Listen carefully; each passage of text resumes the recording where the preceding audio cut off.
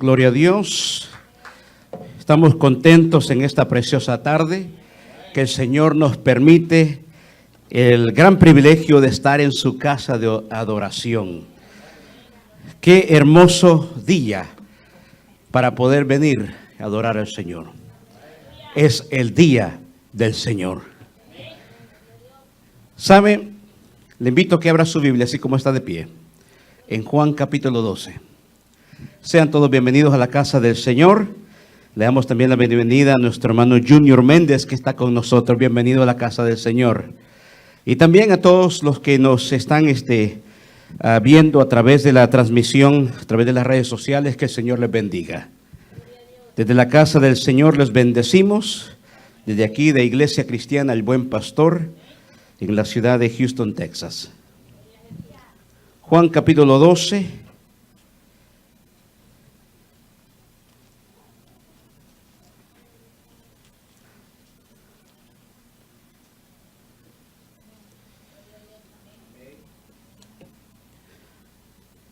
Esta noche estaremos tocando un tema muy especial.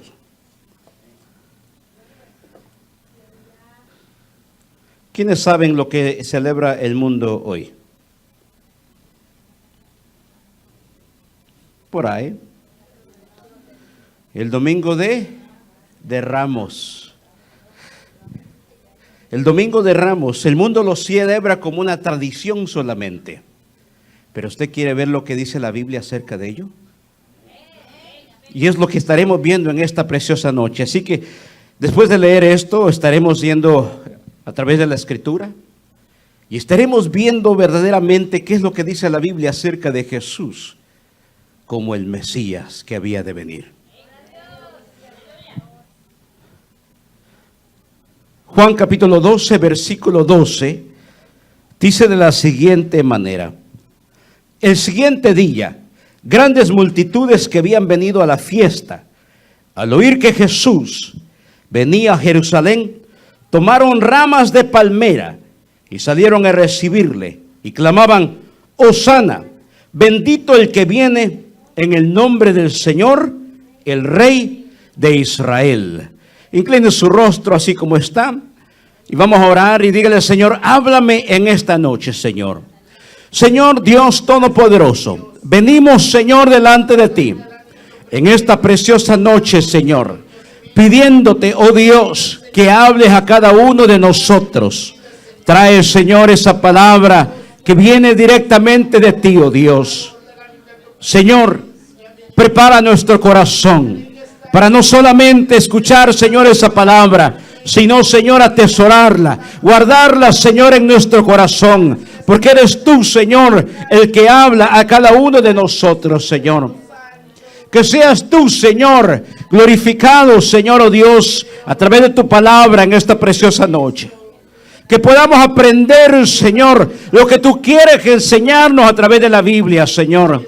No lo que dice la tradición, sino lo que dice tu palabra, Señor, acerca de ti. Que tú eres el Cristo, el Hijo del Dios viviente, Señor, el Mesías que ha de venir, Señor, oh Dios, que vino a la tierra y que un día ha de regresar. Te adoramos, te alabamos, Señor, y sea tu nombre bendito hoy y siempre. En el nombre de Cristo Jesús, amén y amén. Puede tomar su asiento.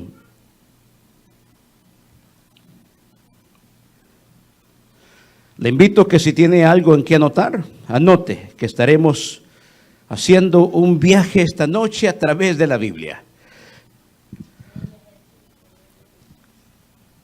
Hoy iniciamos lo que tradicionalmente se conoce como la Semana de la Pasión o la Semana Santa. Sin embargo, hay muchas personas que dicen celebran la Semana Santa y andan endemoniados todavía en sus prácticas de inmundicia. Pero veamos lo que dice la Biblia y el por qué se llevó a cabo este evento. El evento en el cual Jesús tuvo que entrar en Jerusalén. Y si tiene encabezamiento su Biblia y no me equivoco, dice la entrada triunfal en Jerusalén. El capítulo 12 del Evangelio según San Juan es muy importante. en cuanto para que usted y yo podamos entender lo que es Jesús, el ministerio de Jesús. Jesús, mi amado hermano, muchas personas han escuchado acerca de Él, incluso han llegado a ver hasta mensajes erróneos en nuestros tiempos de hombres conocidos, tal vez por la gente que enseña mal acerca de Jesús. Tanto así que se oye ahora de hombres perversos que dicen que si ofreces al Jesús de la historia, es decir, el Jesús de la Biblia, no estás ofreciendo nada.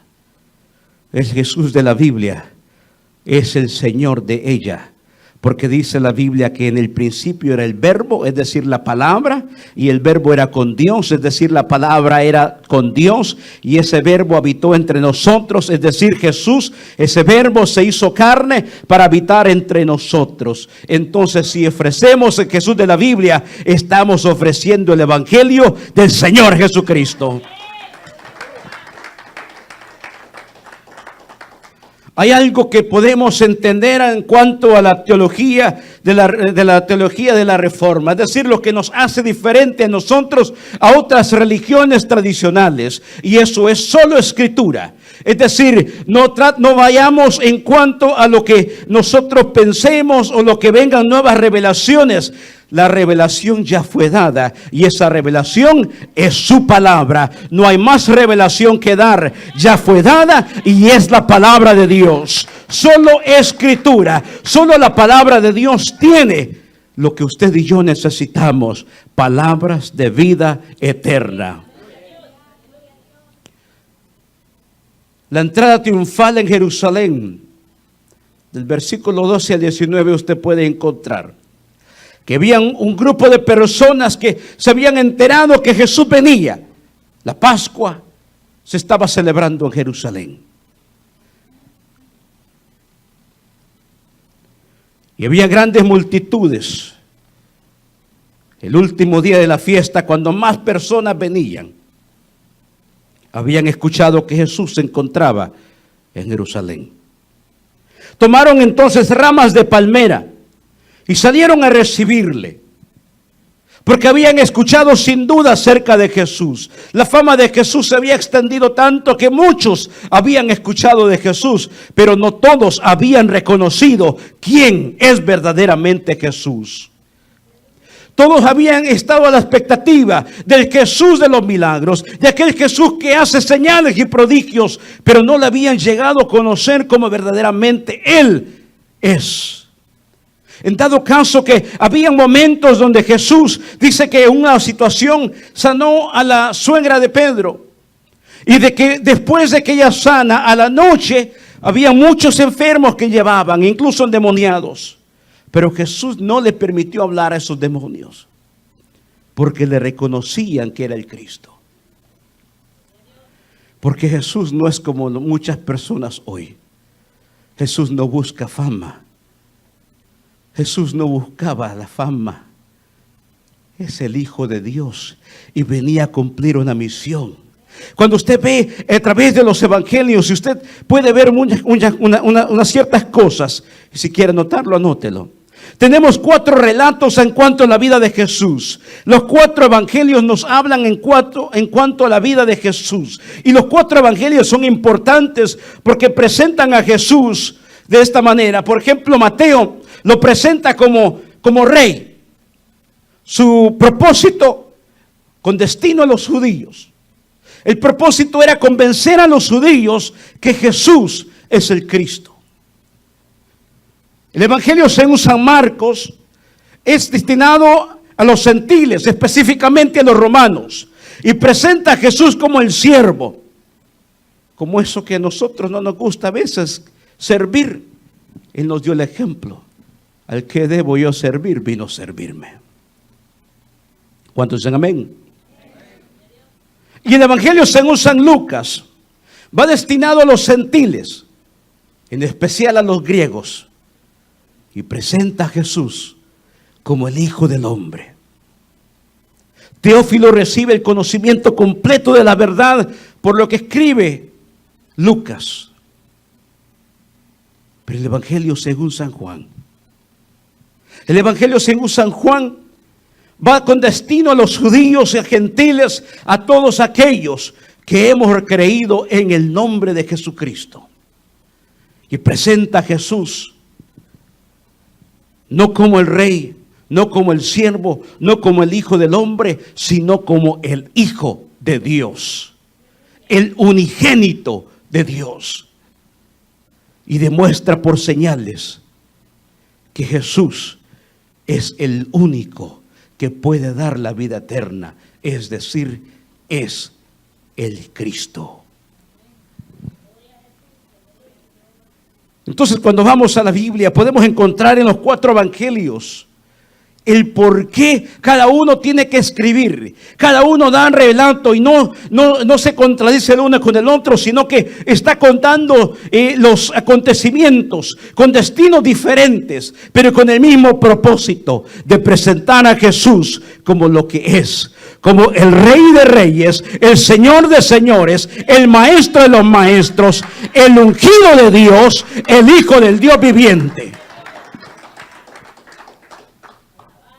¿Qué pasa si Jesús no hubiera sido el Mesías? Si Jesús no hubiera sido el Mesías, entonces Jesús hubiera sido solamente un profeta. Si Jesús no hubiera sido el Mesías, entonces Jesús solamente hubiera sido un maestro. Si Jesús no hubiera sido el Mesías, entonces solamente fuera alguien como los demás. Pero Él no es como los demás. Él es especial. Y eso es lo que quiero hacer en esta noche. Que veamos a través de la Biblia que es cómo era Jesús, el Mesías que Dios había prometido. Porque hay 3 religiones monoteístas que predominan en todo lo que es el mundo de la religión. La primera, el cristianismo, un solo Dios. La segunda, el judaísmo. Y la tercera, el islam. Ambas 3, o las 3, presentan a Jesús de una manera diferente. Por ejemplo, en el judaísmo se presenta a Jesús como una persona buena, pero no como el Hijo de Dios. Por eso rechazaron a Jesús. En el Islam lo presentan como una persona que también existió, pero no como el Hijo de Dios. Pero en el Evangelio presentamos a Jesús como lo que dice la Escritura, como el unigénito de Dios que quita el pecado del mundo. El único Cristo, el único que puede salvar al perdido, el único que puede darnos vida eterna a través de Cristo Jesús. Puede darle un aplauso al Señor.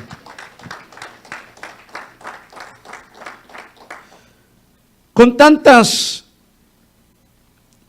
señales que Jesús hizo, ¿por qué los judíos no le conocieron? Detengámoslos un momento. Ellos esperaban al Mesías. El Mesías es una palabra hebrea que significa ungido.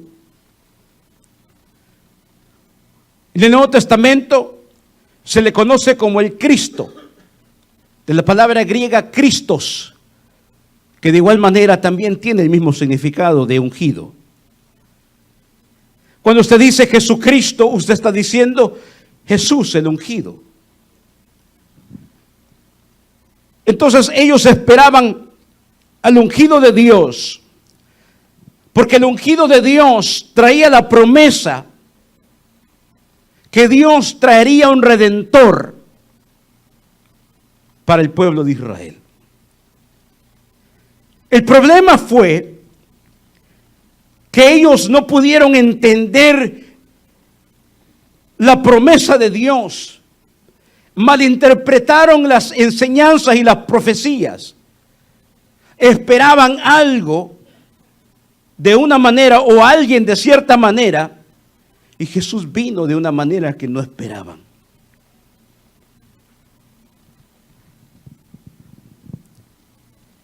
La Biblia dice claramente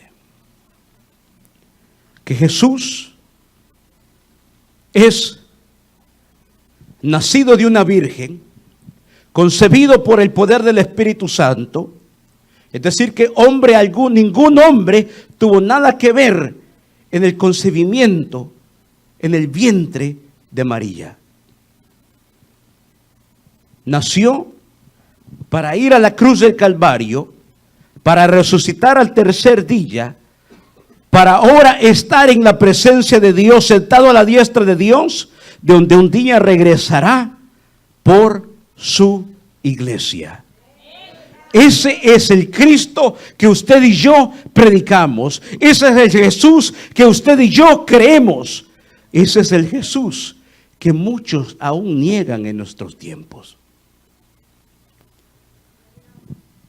Mateo 1, versículo 18, si me ayudan también en producción para poder ir avanzando.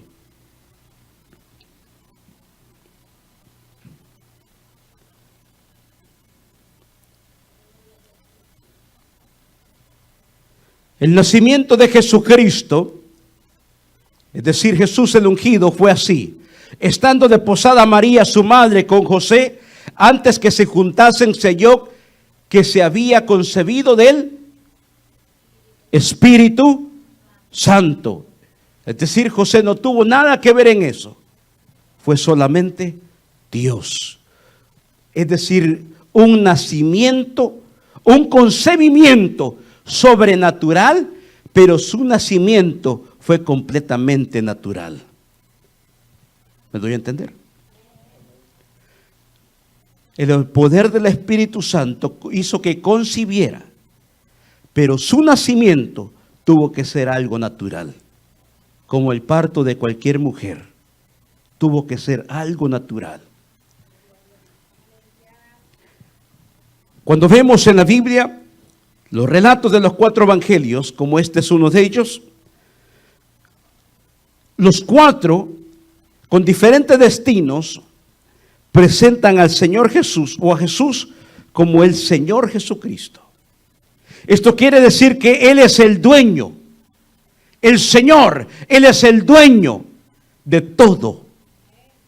En otras palabras, Él es Dios. Jesús es presentado como el buen pastor, como el redentor, como el Rey de Reyes, y el Cristo representado como el ungido de Dios que había de venir. Hay 3 cosas que usted y yo podemos ver en cuanto a las profecías de Jesús, del Mesías. La primera se cataloga como una profecía directa, es decir, que la Biblia tiene que dar una referencia directa a la persona de Jesús. Otra, la profecía indirecta mesiánica, que tiene que ver con algo del Nuevo Testamento que nos lleva a través de la Biblia hasta el Antiguo Testamento para ver que sí es Jesús el Mesías. Y la última, la profecía mesiánica, que presenta a Jesús en el Antiguo Testamento como profeta, como sacerdote y como rey. ¿Sabe por qué? Porque en el antiguo Israel, el liderazgo de Israel se catalogaba de esas 3 maneras: el rey, el sacerdote y el profeta. El rey tenía el poder para gobernar, poder político. El sacerdote tenía el poder, lo que se conoce como la área espiritual. Y el profeta, el que daba lo que Dios quería revelar al pueblo. Dios hablaba a través del profeta. Entonces Jesús vino y tuvo que cumplir todas esas áreas que cumplía un líder, que cumplían los 3 líderes en el antiguo Israel. Porque Jesús es el único que podía cumplir esos tres oficios. Como Rey de Reyes, como el sumo sacerdote que hizo el sacrificio último para el perdón de los pecados, y como el profeta de Dios, que Dios habló a través de él lo que Dios traía como revelación a su pueblo, a través de su palabra. ¿Y cuál es la palabra? La palabra es el verbo, el logos de Dios, el verbo de Dios, es decir, la palabra de Dios es Jesús, que ahora nos habla cada día a usted y a mí. ¿Puede darle un aplauso al Señor?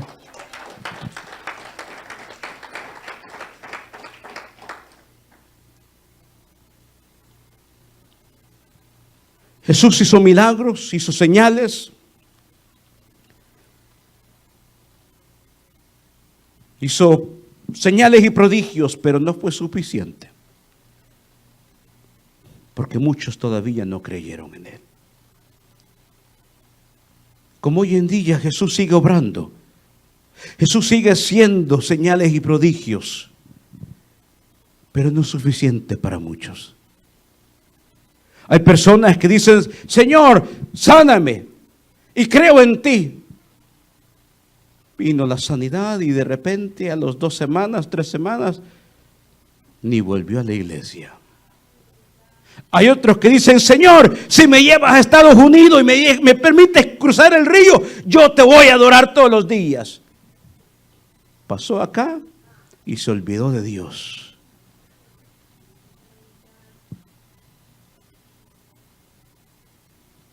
Para muchos no es suficiente que Dios haga milagros en su vida,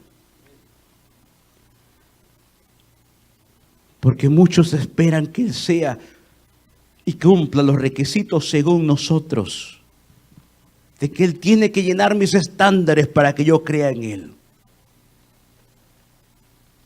Así era el pueblo judío. El pueblo judío le vio hacer milagros, le vio hacer señales, le vio darle la vista a un ciego, sanar a leprosos, levantar a paralíticos, levantar a los muertos. Pero no era suficiente. Los requisitos, según de ellos esperaban primero que todo que el Mesías que venía tenía que traer una paz mundial. Tenía que terminar todas las guerras. Ese es el Mesías que ellos esperaban. Isaías capítulo 2, versículo 1 al 4. Si me ayuda de introducción.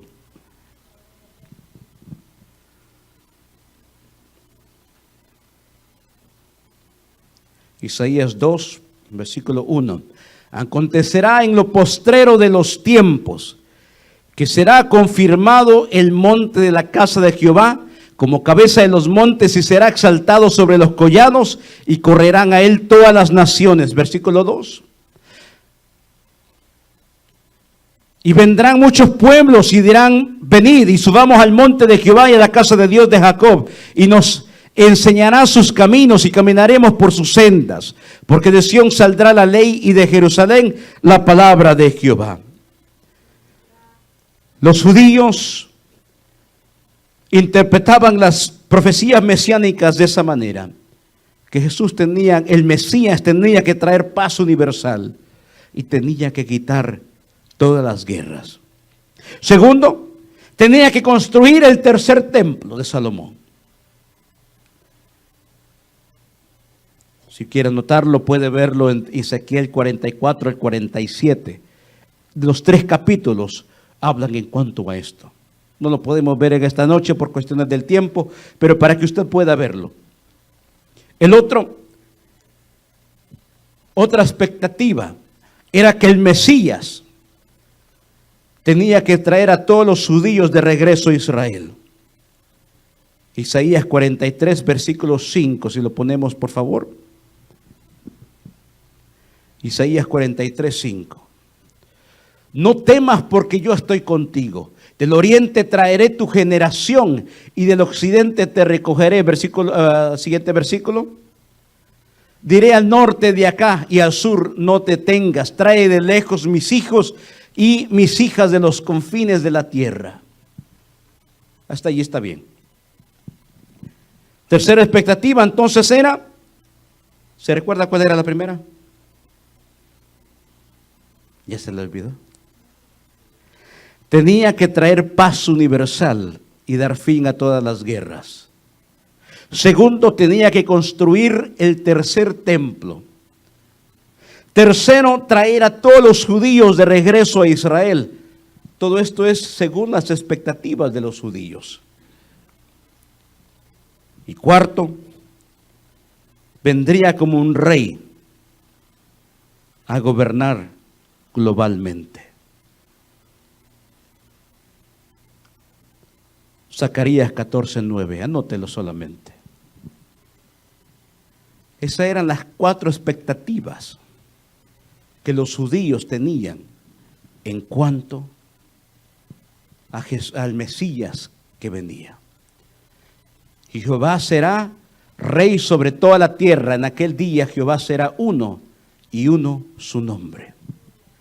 Entonces la expectativa era que el Mesías tenía que gobernar globalmente. Por esta razón los fariseos y muchos de ellos no le recibieron. A pesar que vieron que hizo señales, prodigios, a pesar que vieron que la mano de Dios estaba con él, aún así le rechazaron. Porque los fariseos conocían bien las escrituras, conocían bien las profecías, pero las malinterpretaban. Y como Jesús no llenó las expectativas de ellos, por eso mejor prefirieron rechazarle. Esa era la expectativa del pueblo judío. Ahora le pregunto, una de las expectativas de ellos era que como tendría que terminar todas las guerras y como tendría que gobernar globalmente, porque ellos querían que el Mesías destruyera a todos los enemigos de Israel, los destruyera a todos, y que Israel se levantara como una nación fuerte a nivel mundial. Eso era lo que ellos querían. ¿Qué es lo que hizo Jesús cuando vino? Esperaban un rey. Por eso cuando usted ve que Él entra en Jerusalén, todos empiezan a sacar las ramas de palmera y a decir, ¡Hosana! ¿Sabe lo que significa Hosana? ¡Sálvanos! Sálvanos, pero de la opresión romana. Sálvanos de esta opresión política. Conviértete ahora en el rey político y trae guerra a este pueblo que nos tiene oprimidos. Eso es lo que la gente esperaba. Eso es lo que los judíos de aquel tiempo esperaban. Y en más de una ocasión le querían coronar como rey. ¿Y sabe lo que hacía Jesús? En una ocasión lo que hizo, tuvo que salir escapando. Y cada vez que ellos querían coronarlo, menos gente iba creyendo en él. Porque no llenaba las expectativas de ellos. Porque ellos querían a alguien que solamente las tuviera así y les diera prosperidad, que todo les fuera bien. Pero en una ocasión Jesús dijo,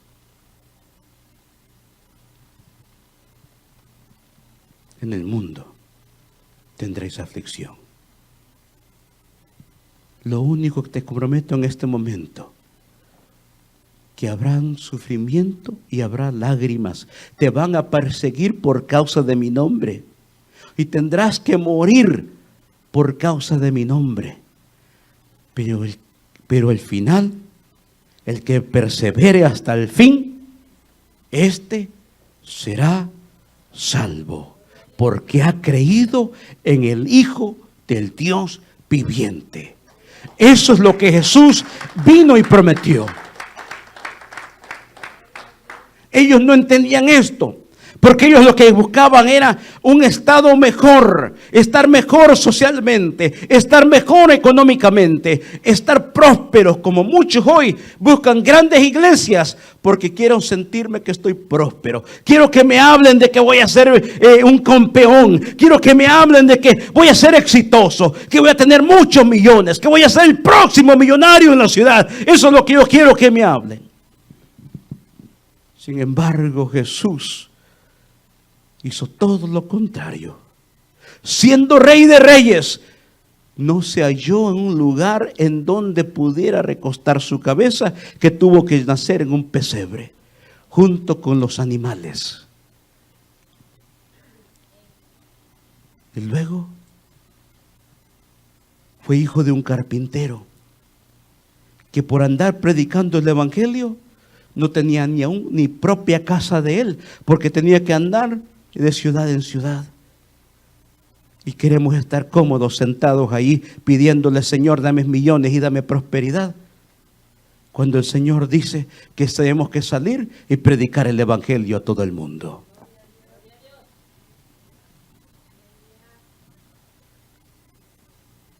La verdad es que muchos queremos estar viviendo un evangelio acomodado, que no nos estorben, que no nos hablen del pecado, que no nos incomoden. Pero la palabra siempre va a incomodar cuando estamos cómodos.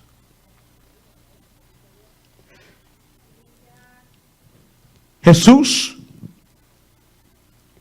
vino de la manera que no le esperaban. Ellos esperaban un rey político que conquistara a los enemigos de Israel. Estaban bajo la opresión de Roma y esperaban que Jesús fuera el Mesías, que esa noche o ese día se coronara como el rey, para que destruyera a los enemigos de Roma.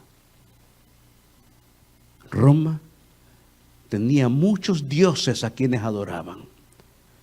Tenían el Dios de la prosperidad, el Dios de la lluvia, el Dios de la fertilidad, y dioses para todo, como hoy en día.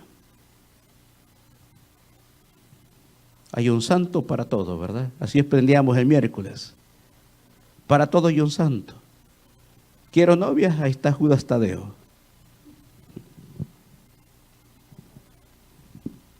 Para todo hay santo. Entonces, ¿qué es lo que dijo? ¿Qué es lo que los judíos querían hacer? Ellos tienen muchos dioses. Nosotros queremos comprobarle que solo hay un Dios. Pero ellos lo buscaban de una manera diferente. Buscaban a través de la violencia que se levantara un rey político para destruir a filo de espada a todos los enemigos de Israel. Y Jesús vino y dijo: ama a tu prójimo como a ti mismo. Ama a tu enemigo y bendice a los que te maldicen. ¿Cómo es eso, Jesús? Si nosotros queremos darle en el cuello para que nos destruya rápido y nos levantemos mejor nosotros como los mejores. Por eso ellos no habían creído en el Mesías. Por eso a ellos les costaba por creer, porque tenían un concepto diferente de lo que debía hacer el Mesías.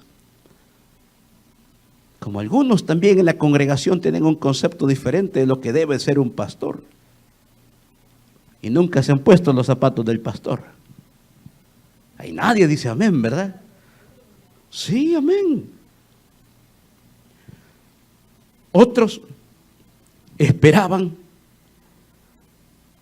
que se constituyera el gran poder para destruir a sus enemigos, porque esperaban que viniera como un rey terrenal.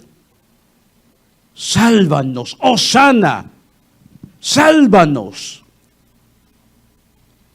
Ahora no se equivocaron en una parte. No vino como un rey terrenal, vino como un rey espiritual. Y vino a redimir no solo Israel, sino todos aquellos que hemos creído en el nombre de Jesús.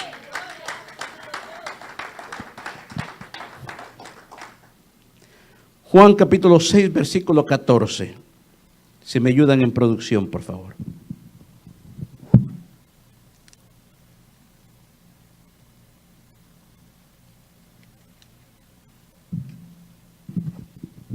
Aquellos hombres entonces, viendo la señal que Jesús había hecho, dijeron: este verdaderamente es el profeta que había de venir al mundo. Siguiente versículo. Pero entendiendo Jesús que iban a venir para apoderarse de él, ¿y qué dice? Y hacerle rey, volvió a retirarse al monte él solo. ¿Qué es lo que buscaban ellos? Un rey terrenal que gobernara sobre ellos para sentirse orgullosos. Le recuerdo el caso de Samuel, cuando los judíos, el pueblo de Israel, le pedía un rey, porque ya no querían que Dios gobernara sobre el pueblo. Querían tener un rey terrenal que gobernara sobre ellos y desecharon a Dios. Lo mismo estaba sucediendo. Pero ellos querían un rey terrenal y no importaba quién era. Solo porque le vieron hacer señales, este tiene poder, vamos a ponerlo de rey. No habían entendido el propósito por el cual había venido Jesús.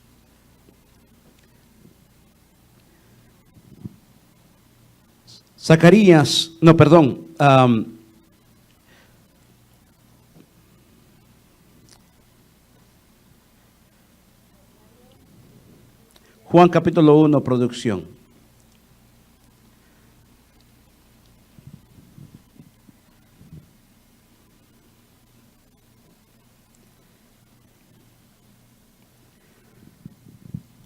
En cuanto al problema de la mala interpretación de la profecía mesiánica, el pueblo judío, según en la escatología judía, algunos rabinos y la tradición enseñaban un concepto diferente en cuanto a la profecía mesiánica, es decir, el Mesías. Para ellos lo habían llegado a interpretar de dos maneras. Dos Mesías que tenían que venir. Uno se le conocía como el Mesías ben David. El otro como el Mesías ben Joseph. El primero, el Mesías ben Joseph, tenía que venir como un descendiente de José. ¿Se recuerda que ayer hablaba el predicador acerca de José? Entonces, para los judíos, de acuerdo a la escatología judía, el primer Mesías tenía que ser un descendiente de José y tenía que ser descendiente de la tribu de Efraín. Según la tradición, este Mesías tenía que venir como un guerrero en guerra, pelear para conquistar y morir en el campo de batalla. Para que después viniera el otro Mesías, el Mesías ben David, que se le llama, el Mesías ben David, que tenía que venir de la descendencia de David, para que viniera y se estableciera como rey sobre toda la tierra. Esos eran los dos Mesías que el pueblo judío esperaba. Pero no habían entendido que no eran dos Mesías, sino un solo Mesías.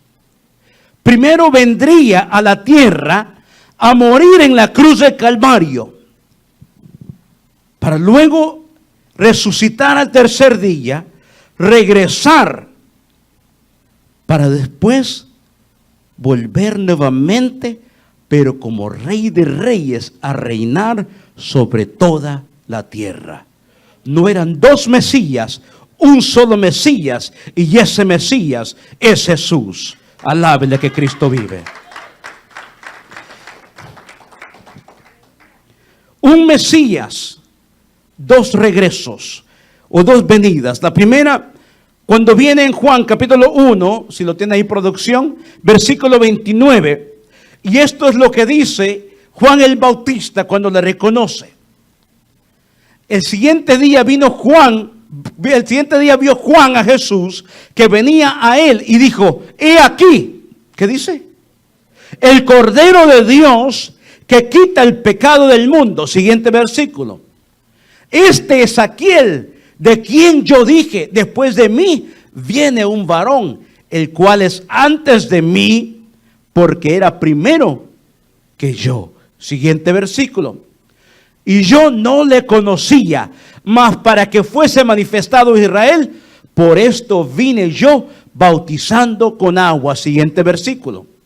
También dio Juan testimonio diciendo, vi el Espíritu Santo descendiendo del cielo como paloma y permaneció sobre él. Aquí está dando testimonio que él es el ungido de Dios. En otras palabras, el Mesías que había de venir. Así es como se presenta en su primer venida. Pero ahora Apocalipsis capítulo 19, versículo 11. Primero dice que vino como un cordero de Dios. Entonces vi el cielo abierto y he aquí un caballo blanco. Y el que lo montaba se llamaba, ¿cómo dice?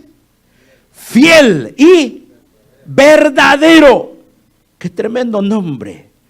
Fiel y verdadero, y con justicia juzga y pelea. Siguiente versículo. Sus ojos eran como llama de fuego, y había en su cabeza muchas diademas, y tenía un nombre escrito que ninguno conocía sino él mismo. Siguiente versículo. Estaba vestido de una ropa teñida en sangre, y su nombre es el Verbo de Dios. ¿Quién es esta persona de quien está hablando? Su nombre es Jesús.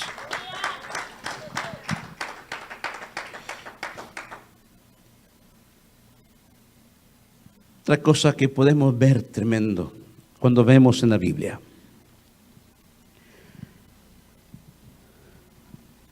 Primero él vino como el Cordero de Dios. Pero mire lo que dice Apocalipsis capítulo 5, versículo 5. Allá en producción, si lo ponen por favor. Y uno de los ancianos me dijo, no llores. He aquí que el león de la tribu de Judá, la raíz de David, ha vencido para abrir el libro y desatar sus 7 sellos. ¿Como quién es presentado Jesús aquí?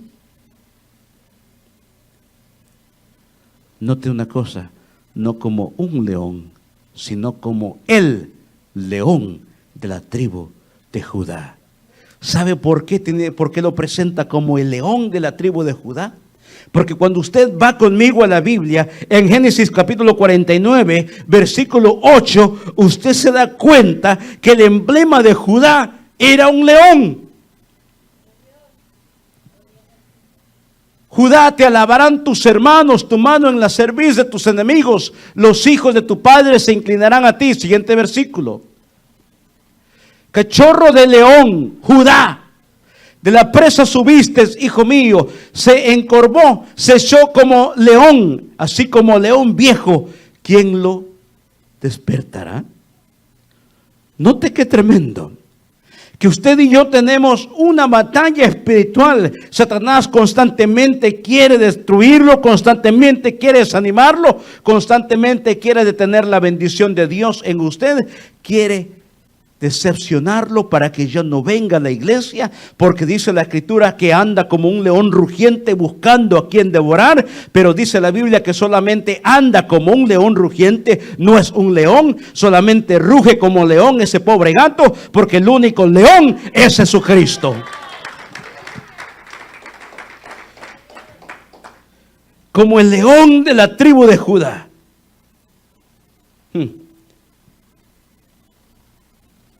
La palabra Judá significa alabanza.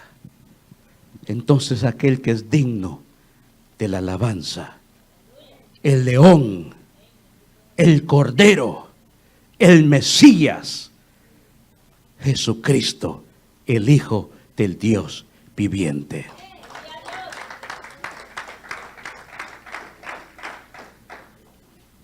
Lucas capítulo 2, versículo 11.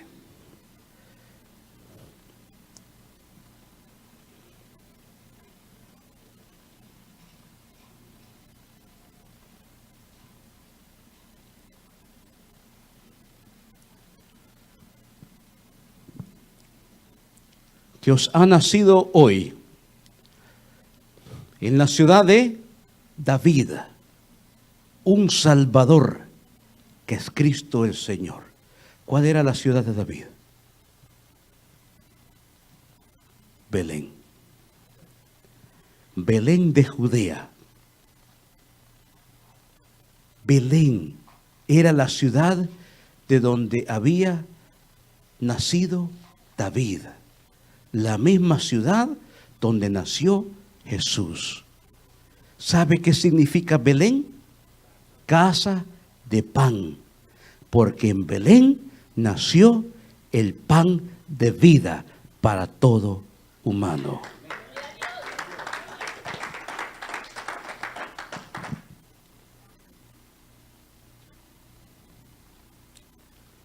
Jesús vino a cumplir la misión. Una misión encomendada como el siervo sufriente, siendo Rey de Reyes, Señor de Señores, se humilló para que usted y yo ahora podamos tener vida eterna en Cristo Jesús.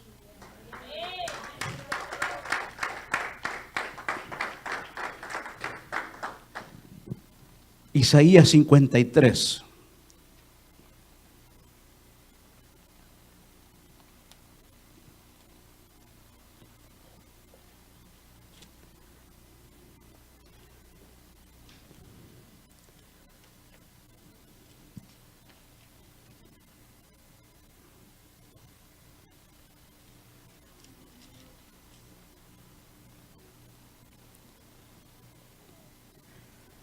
¿Quién ha creído?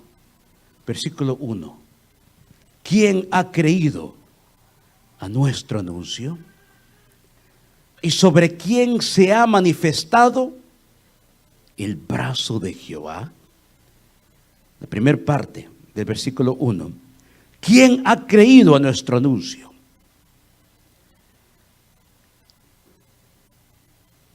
Génesis 3:15 dice de que Jesús, o presenta a Jesús como la promesa o como el protoevangelio que había de venir de Jesucristo.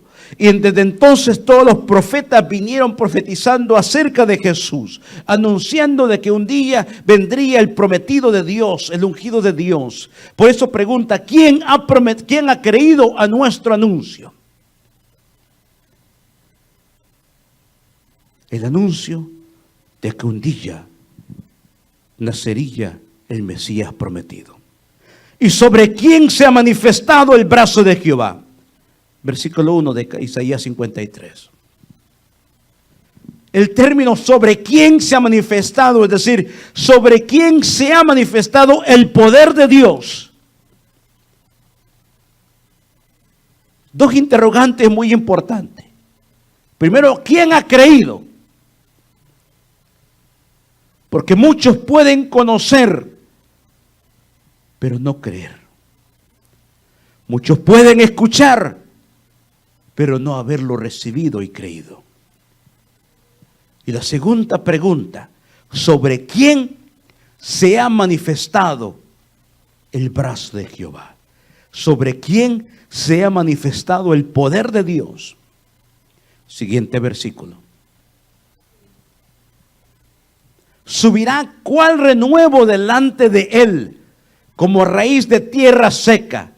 No hay parecer en él ni hermosura. Le veremos para más inatractivo para que le deseemos. Primero, vuelve otra vez por favor al versículo 2. subirá cual renuevo delante de él como a raíz en tierra seca. Israel había pasado 400 años desde el libro de Isaías hasta los nuevos evangelios, hasta el nacimiento de Jesús, mejor dicho, que no había habido ya profecía. Ya no había habido nada en cuanto a este tiempo. Se le conoce como el periodo de la hoja en blanco o como el tiempo del silencio, donde Dios ya no habló. Y de repente, cuando menos se esperaba, la estrella empieza a brillar en Belén para anunciar el nacimiento del Mesías. Por 400 años, muchos ya habían perdido la esperanza. Ya Jesús no viene, ya el Mesías no va a venir. Había un hombre que le había pedido al Señor: Señor, no permitas que cierre los ojos sin antes ver yo a tu ungido. Y cuando lo vio, dijo: hoy sí puedo descansar en paz, Señor. Porque habían pocos corazones que todavía vivía esa esperanza que un día vendrá el Mesías prometido. Segunda parte del versículo dice: ni hermosura le veremos, más sin atractivo para que le deciésemos. Cuando usted va conmigo a Mateo 27, versículo 11, usted puede enterarse de qué está hablando aquí la Biblia.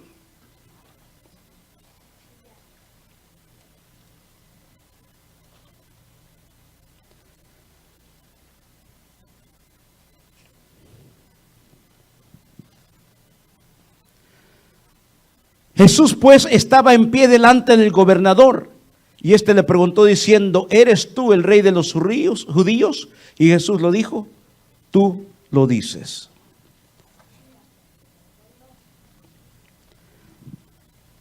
Siguiente versículo. Y siendo acusado por los principales y sacerdotes y por los ancianos, nada respondió. ¿Eres acaso tú el Mesías? ¿Eres acaso tú el rey de los judíos? Pero ni pareces. No llenas las expectativas de lo que nosotros pensamos que debe ser un rey. No le vieron con atractivo. Lamentablemente nosotros así somos. Nos llevamos por lo superficial. Nos enamoramos primero por lo de afuera. Nos dejamos llevar por lo de afuera primero, que lleve nuestra impresión. Y como no vino como aquel hombre guerrero, le vieron sin atractivo. Le vieron por menos. Versículo 3 de Isaías 53. Despreciado y desechado entre los hombres, varón de dolores, experimentado en quebranto, y como que escondimos de él el rostro, fue menospreciado y no lo estimamos.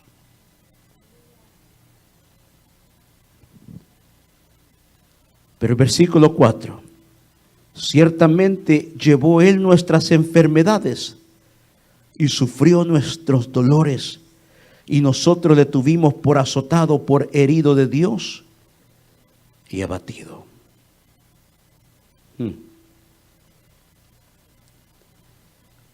Mateo 8, versículo 14.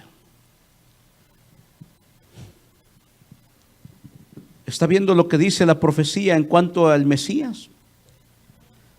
Herido, despreciado y desechado entre los hombres, ciertamente llevó él nuestras enfermedades y sufrió nuestros dolores, y nosotros lo tuvimos por azotado, por herido de Dios y abatido. Pero mire lo que dice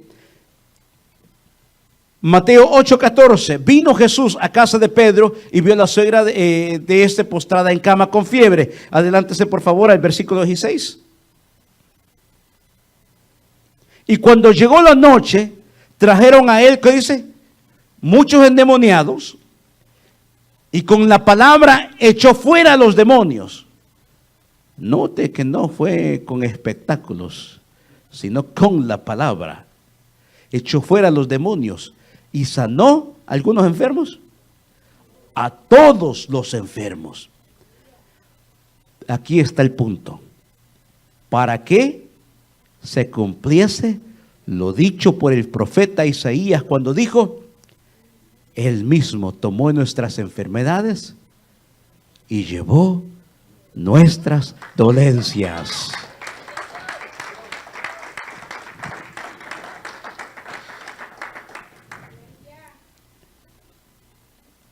Jesús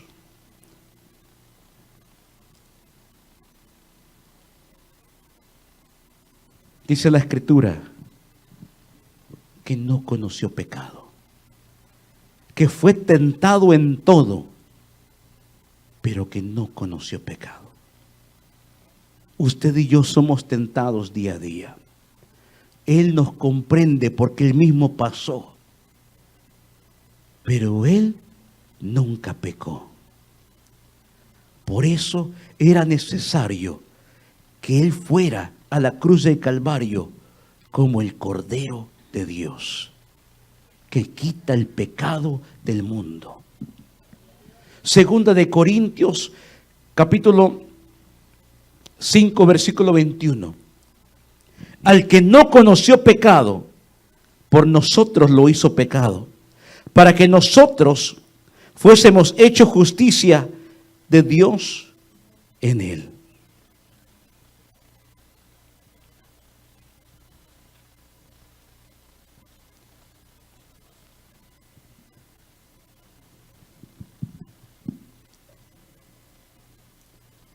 Algo que a mí me impacta en el versículo 5.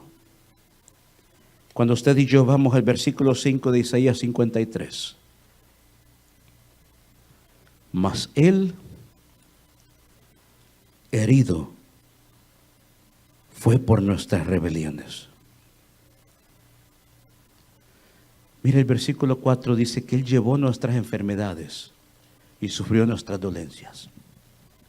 Pero el versículo 5 es el versículo que tiene que quebrantarnos.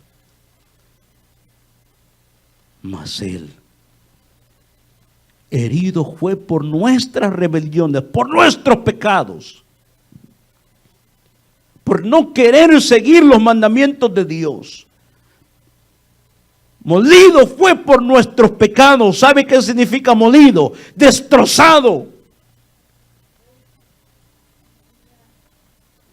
Es decir, que Él sabía todo lo que tenía que sufrir. Él sabía que el ir a la cruz del Calvario no era solamente que fuera y lo clamaran. Tenían que destrozar su cuerpo. Su carne iba a ser despedazada por aquellos latigazos que le iban a dar. Por cada uno de nosotros, porque somos pecadores, porque constantemente estamos pecando, porque ofendemos a Dios aún con nuestro pensamiento o con nuestra boca. Con la mirada, con nuestros hechos, seguimos pecando. Él sabía todo lo que iba a suceder. Él conocía las profecías porque Él mismo las había dado. Todo esto estoy dispuesto a sufrir por ti, porque te amo. Nadie te ama como yo te amo. Herido fue siendo inocente. Herido fue por nuestras rebeliones, no por Él. Él fue santo, no conoció pecado. Fueron nuestros pecados los que lo llevaron a la cruz. No fueron los judíos, no fueron los romanos, fuimos nosotros. Fueron nuestros pecados que los llevaron a la cruz del Calvario. Molido por nuestros pecados. El castigo de nuestra paz. Usted y yo estábamos condenados por la paga del pecado. Al morir usted y yo sin Cristo directamente nos vamos al infierno. Así estaba nuestra vida sin Cristo. Pero Él en amor y misericordia, sabiendo que todo esto iba a acontecer, se despojó de sí mismo para venir y decir: Noé, quítate de esa silla donde te están condenando. Yo me voy a sentar en lugar de ti y yo voy a pagar el precio por ti. Siendo inocente, me declaró inocente por la sangre del Cordero de Dios. Él era inocente, yo soy culpable, pero su sangre me justificó y por gracia somos salvos.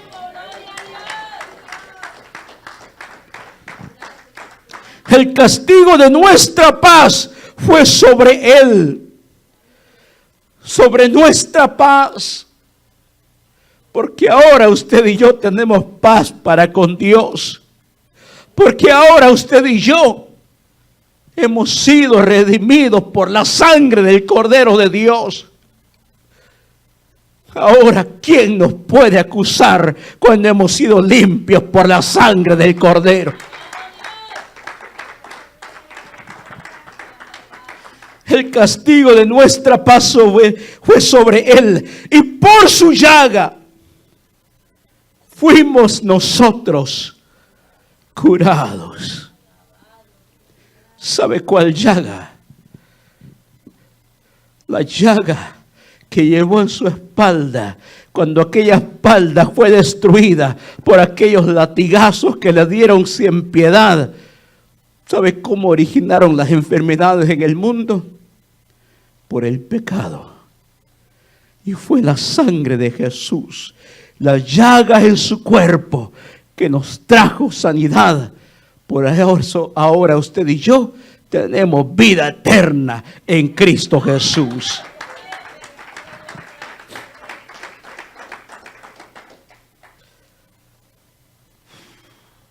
Todos nosotros, versículo 6, nos descarriamos como ovejas. Cada cual se apartó por su camino. Mas Jehová cargó en él el pecado de todos nosotros. No tenía que hacerlo. Incluso en el Getsemaní, todavía en el Getsemaní, a sentir las dolencias, a sentir el peso del pecado, de sus pecados, de mis pecados, de nuestras transgresiones. Dice: Padre, si es posible, que pase de mí esta copa, pero que no se haga mi voluntad, sino la tuya, Señor. Y la única respuesta que recibió fue que un ángel descendió para consolarlo, porque le dijo Dios: no hay otra opción. Si tú no mueres por Noé, si tú no mueres por ellos, se van a condenar. Entonces que no se haga mi voluntad, sino la tuya. Aunque usted y yo le habíamos despreciado, su amor no vio ese desprecio, su amor vio mucho más allá. Él vio el precio de la salvación para rescatarnos de la condenación del pecado. Ese es el Mesías que había de venir. No hay nadie más en toda la historia que pueda llenar los requisitos y que pueda haber cumplido lo que Jesús cumplió. No hay nadie más que la Biblia pueda decir que haya nacido de una virgen, de un parto sobrenatural, que haya cumplido todos los requisitos que la Biblia enseña en cuanto al Mesías, que vaya a una cruz, que muera y que resucite el tercer día, y que ahora está sentado a la diestra de Dios. No hay nadie más que pueda hacer lo que Él hizo. Porque aunque habló fuerte a veces con aquellos que no entendían el mensaje, Pedro le dijo: ¿a quién iremos si solo tú tienes palabras de vida eterna? porque tú eres vida, Señor. Mas todos nosotros nos descarriamos como ovejas. Pero Él vino a buscar y a salvar lo que se había perdido. Como ovejas descarriadas andábamos. Y Él vino como el buen pastor a buscarnos que nos habíamos perdido. Nuestros pecados fueron puestos sobre Él. Lo que decía la ley, o lo que Dios demandaba en su palabra, Levíticos 16, si no me equivoco, que todos los años tenían que agarrarse 2 machos cabríos. Uno era sacrificado en el altar, su sangre era rociada, y después el otro, lo que se hacía era que se ponían las manos sobre ese macho cabrío y se dejaba ir al desierto, que se fuera en el barranco. Representaba que todos los pecados se iban sobre él. Pero un día Jesús vino como el Cordero de Dios, que ya no tenía que hacerse como una práctica anual, como el último sacrificio, en quien habían sido depositados todos nuestros pecados. ¿Sabe lo que significa? Que no hay pecado que hayas cometido que Dios no puede perdonar. Él dio su vida por ti porque te ama, y no importa lo que hayas hecho, no importa quién eres, cuando vienes a Cristo, Él te ofrece vida eterna. Él es el único que puede ofrecer el perdón de los pecados, porque Él es el Mesías, el ungido de Dios, que quita el pecado del mundo. Póngase de pie.